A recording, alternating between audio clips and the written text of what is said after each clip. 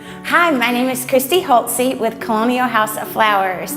Carolyn and Elmer Phillips opened the doors to our flower shop in 1968 in South Georgia, and it's grown to be an international flower house. Now we do bespoke weddings, events, presentations, demonstrations, and brand partnerships all over the world. In the December issue of Florist Review, I'm going to show you how to make a grapevine wreath that's not your mama's grapevine wreath. It features reliant ribbon that's beautiful and sparkly and just a different take on the old red and green.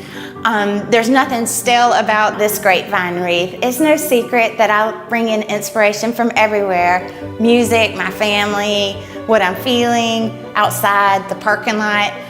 And this wreath shows all of that. It features a beautiful ribbon tassel that is sparkly and very metropolitan, and it's placed against elements that feature asymmetry and the round wreath. And items that I found in the parking lot on the way to the photo shoot. Be sure to check us out in the next issue of Florist Review magazine. And I'm very curious, I love to learn, I like to see what other people are doing. So please tag Colonial House of Flowers or use the hashtag MyCHOF so that we can see what you're making at home. And remember, it doesn't have to be perfect to be beautiful.